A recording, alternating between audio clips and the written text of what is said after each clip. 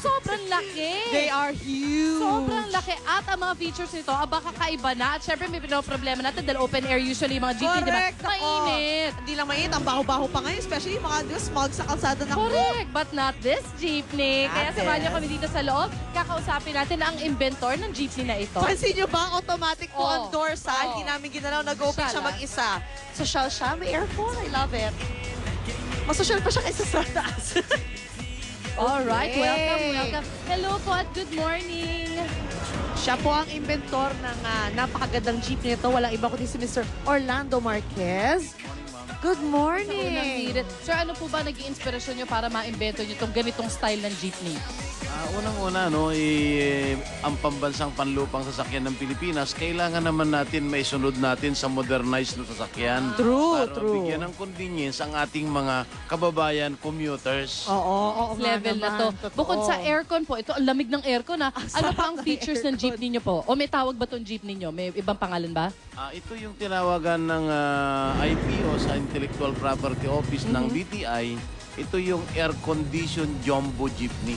Kasi dito, nakakalakad ka na sa loob. Oo, At totoo. saka yung upuan, nasunod na natin yung International Engineering Standard dahil kailangan talaga i-improve natin yung ating transport industry. Oo. Malabos na nga ang dating niya sa akin. Hindi po ito basta kinonvert to jeep. Talagang jeepney po siya na pinalaki. Jeep lang talaga ito na pinalaki na kung tabagin nga natin, yung pagka-Pilipino Jumbo natin jeep. na maliit, kailangan naman natin magka-breed naman tayo ng malaki na tama dun sa standard. So ano po yung mga iba-ibang features nito na wala ang ibang jeep? Nakita ko rito, pero may lalagyan ka na ng bag, Mare, no? Super. Okay. Ito unang-una, yung sinunod natin, yung pintuan, ay dito sa tagiliran ng driver para magsakay at magbaba sa tamang lugar. Ganon. Tama. Pangalawa, yung convenience ang inaano natin dito.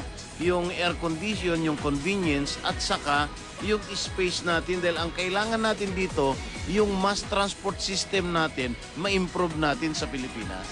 Magkano naman po ang pamasahe dito at saan ang ruta?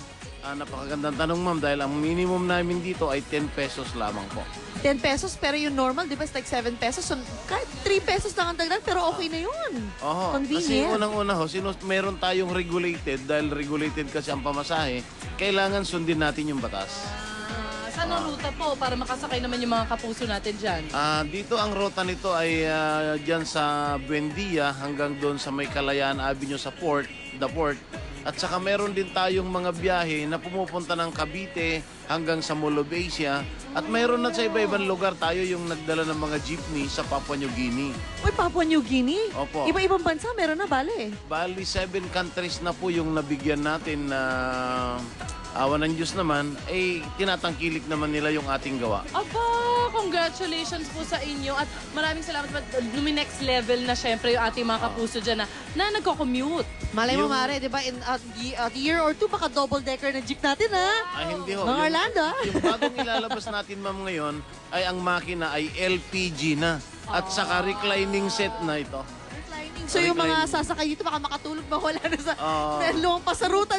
Doble bayad, iikot.